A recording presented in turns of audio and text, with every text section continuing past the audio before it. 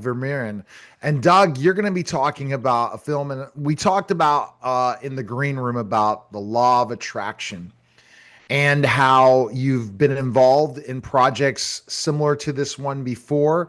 And Sure. it's great to have you back on again, Doug, to talk about this project. How are you today? And I'm, I'm I'm excited. doing awesome. Yeah, I'm doing awesome. And of course, this is the subject I very much love. So I'm excited to be with you. I mean, and what, like, let's kind of, and we're going to talk about in your film how thoughts become things. Continues the powerful conversation started by The Secret. What inspired you to dive deeper into this topic now? Well, what's interesting is I really felt like The Secret was the beginning of a conversation, right? It got us all thinking about things and looking at the next level. And in the film, they talk about thoughts do become things. And there's a lot of materials out there that talk about the importance of our thoughts. And, really what we think about most is what comes about, what we create. And there's not really ever been a project that's gone into detail about that, especially with the cast from the original Secret, bringing them back to say, okay, you've told us about this thing called the law of attraction. You've told us that our thoughts have power. Now teach us how to harness that. And the thing that was also interesting is that this film really, I think, is coming at an important time. If we look that many of us are still recovering from a change of life that the pandemic created for us, many of us are looking at challenges with the economy. And of course, many of us are having challenges in whether it's everything from family life to, whatever else is going on in our world. So I think what better time for us to really tap into our thoughts and reshape them so that we can kind of take control of the reality again. In our thoughts, really, it's so true. Let's dive deeper. I mean, that's part of the, in The Secret, but I want to go deeper into this, Doug, in this conversation. I could have about Right. 5 hour conversation too. Like today, I was having some challenges. I just went into one of my favorite books on tape. It's called Dollars Want Me, and I just listened to it Mm, over and over and over again, and it gets me that. But I have self right. hypnosis every night. And when I'm not listening to self hypnosis, so, and certain things I watch on television absolutely come Right. true for me. And like, but I try to focus on the positive, even if it's not negative, and to vision myself potentially having something like this. And then it happens. And sometimes it happens subconsciously, and you're like, what's happening here? But Right. you said you finally went deeper into this. How deep are we Right. going into The Secret now? Well, the reality is there is the element that they talked about before with the quantum physics and these kinds of things. But I don't think we need to go that complex to start seeing changes into our life. In fact, you hit upon a really interesting thing when you just said, I watch TV and then suddenly something from TV appears in my life. Well, I think one of the biggest things that most people don't realize is that our thoughts are in fact shaped by the things that we allow to influence us, whether it's the TV shows we watch, the movies we see, the music we listen to, the people we hang around with, the websites we visit, all of these things contribute to the reality that we create based on our thoughts. And so I think that this is one of the really big elements that everyone can do differently is if you want to expand what you have, you start by expanding who you are. And if you think a little bit about this idea of thoughts becoming things, the movie's title is deliberate, How Thoughts Become Things. Well, the reality is we all have thoughts, and there's not much we can do about the fact of, the only time you can not have thoughts is when you're dead. Okay, so you're Right. going to have thoughts. Now, the other thing is that our thoughts are always attracting things, and we also don't really realize that. Now, that word how is what the movie gets into, but I think that word how thoughts become things, that word become, is a really important word that we often overlook. I love what Jim Rohn said once, and we all know Jim Rohn, the great motivator. He said, if you win the lottery and you want to keep it, you have to learn how to become a millionaire very quickly. And that word become appears there again. So here's the thing is, if you think about it, anything that any other human being has achieved on the earth, you can also achieve, but you will have to become something different. There's a Right. reason why that person is able to do that. And this really begins with our thoughts. In fact, a lot of people look at the law of attraction and they think that, well, you sit down on your couch, you imagine a Ferrari, and a Ferrari is going to pull up in your driveway. Well, that's not really how the law of attraction works. what happens is when you say, I want the Ferrari, say, for example, your brain begins to recognize opportunities and things that you can do to change yourself, to change your habits, to change your activities that will bring you in proximity to the Ferrari. So really, that's the essence of the law of attraction. It's showing you the path. And now it's going to be up to you to conform to that path so that those things can become a reality in your life. So it's a lot of times when you are going through struggles, it's how you look at things in life, how you look at a lens of every opportunity, how you look at each circumstance, Right. and how that will develop into the next thing, and not allowing Right. yourself to bring yourself down, saying it's not going to happen. Some people Well, that, it's interesting you say that because Wayne Dyer said that when we change how we look at a problem, the nature of the problem changes. And I think that that's true. And it's not just for things that are unsuccessful or challenges or problems. The reality is how we look at anything begins to change as we place ourselves in a new paradigm, to use the words of Bob Proctor, to shift the way we see things. And so if we'll kind of make those shifts in our thoughts and allow our thoughts to, first of all, see that anything that we want is possible. That's the first thing. And then to identify with clarity so a goal that is specific and clear becomes attainable and near. Until you have any degree of hope or specifics around it, it's very hard to get to work on it, right? You need to know the target before you can hit the target. And then as we begin to see that, we can start to what I call construct the probability around it. So as we increase the probability or the likelihood of it occurring in our lives by changing our behavior, changing our habits, starting with changing our mindset and our focus on things, we can start to see that it becomes possible and we begin to see the path. And I think that that's a really big problem that a lot of people have is they don't invest the energy enough mentally to start seeing it as a reality, right? right, absolutely. And when you don't see it as a reality, it doesn't happen. That's the bottom Well, you line. can't even recognize the path, Right. right? It just becomes a wish or a I want to. And Yeah. by the way, one of the things that I've taught in my seminars is the size of your success depends on the size of your butt. Now, that sounds funny just saying the size of my butt, ha ha ha ha. But it's Yeah. a good way to remember it. Every time you say but I don't have enough time, but I don't have enough money, but I don't know enough, you're actually cutting off the possibility of actually seeing a path. And just remember that excuses never created anything. So the minute that we go down the pathway thought-wise of creating excuses or recognizing those buts, we're actually stopping ourselves from even seeing the path towards Right. what we And you want. can look at and you look at yourself, say, okay, I made this mistake. This mistake Right. was not a mistake, it's a learning. You learned. Correct. So give you an example. A year ago, I saw things and I was allowing the world to make me think I can't grow what I want to grow or do what I want to do. And Right. now I'm like, wow, I was mistaken.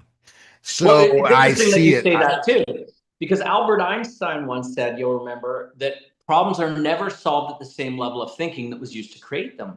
And the problem is, most of us, again, we look at what the problems are, we look at the challenges, and we aren't thinking at a higher level. Now, I want to add something else that I think is interesting that Albert did not mention, and that's that your problems actually don't need to be solved by you by yourself. If you think of every great major accomplishment in the history of the world, it's always been done by a team.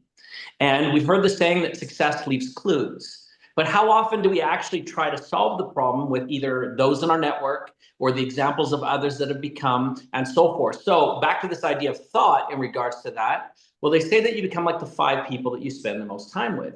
So if you spend time with 4 losers, you get to become the 5th, right? But if you spend time with 4 people who have answers, who can open insights, again, a problem is never solved at the level of thinking that was used to create it. We can use their genius, if you will, almost like a mastermind, to help us start thinking in a new level, in a new direction. So I think this is a big problem is, again, most people choose poor influences for their thinking. They watch the wrong TV shows, they watch the wrong internet sites, they're not bringing in the very best to surround themselves with. Even, it's funny, when we did the movie The Gratitude Experiment, one of the things that I love that Marie Diamond says, if you really want to feel gratitude immediately, clean your house. Well, because now you see that you've got more under your stewardship, more under like your accumulation than you ever thought possible, because you're taking care of it. And when you take care of the things around you, it will expand. Now, can you imagine surrounding yourself with people who have the same mindset that we take care of things so that we can have a better future? That will immediately involve you thinking differently. And again, back to this idea, it's so true, it's simple, But if you want to expand what you have, you must expand who you are. Yeah, You'll never totally. ever have more by standing in the same place that you've always been. And that's the thing, thinking, but also the thinking big. Understand you can create what you want when you want. I think with the mastery of AI, I mean, with AI coming out, that I absolutely believe there's nothing I can't create now.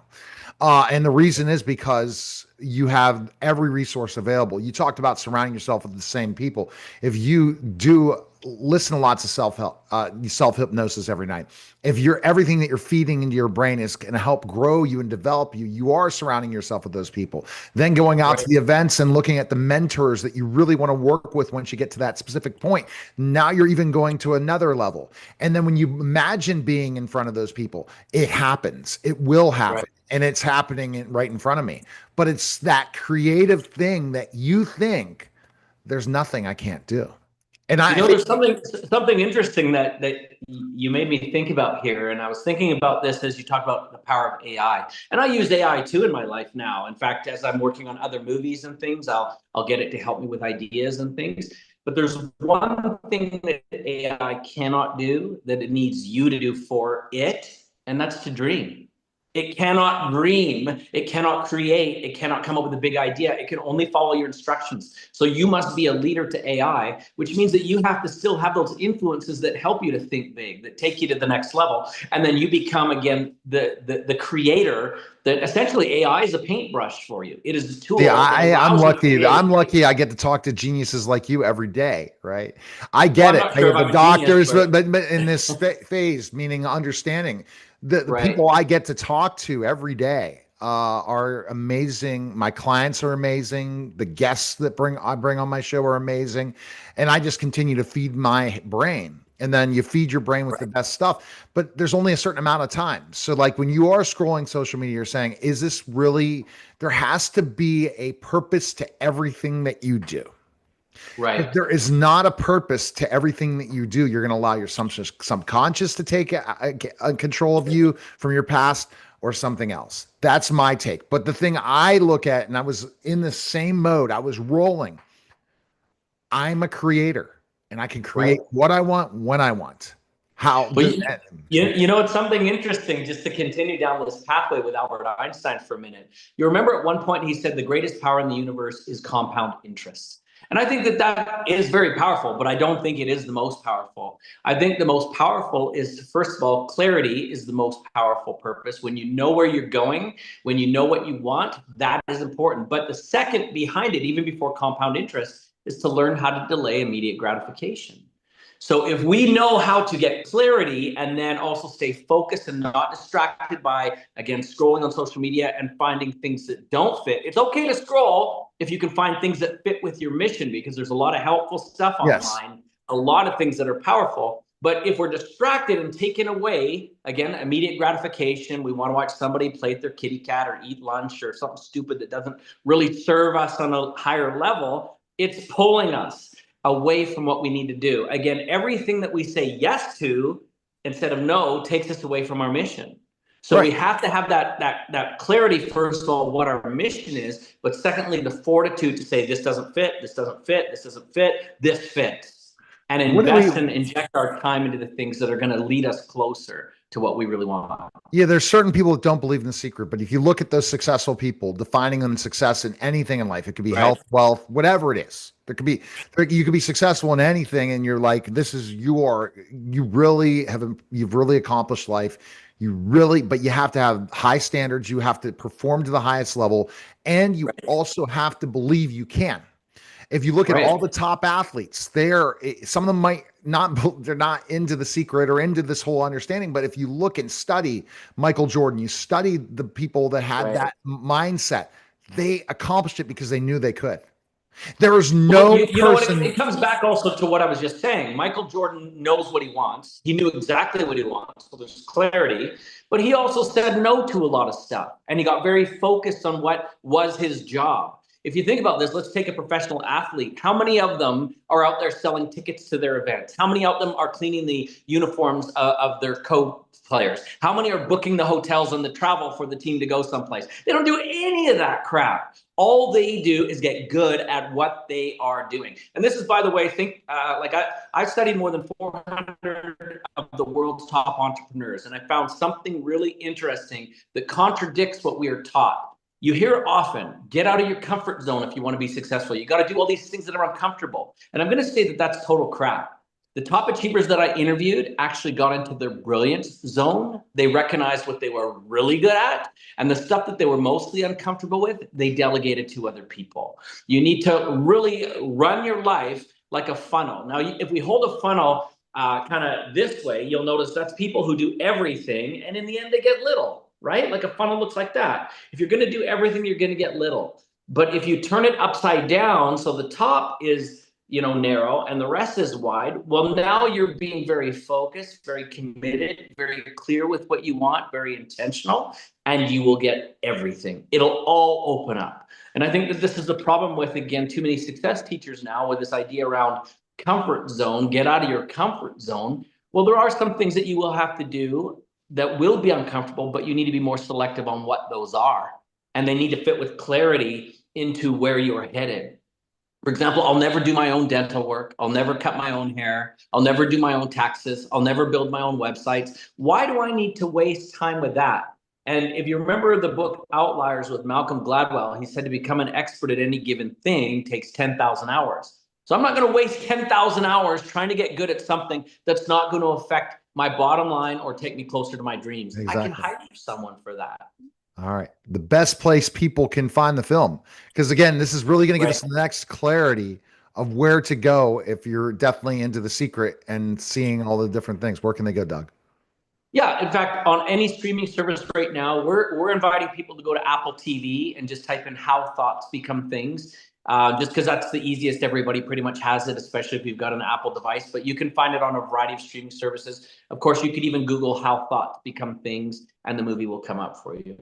All right. Thanks again, Doug. I appreciate the time. Thank you. You're listening and watching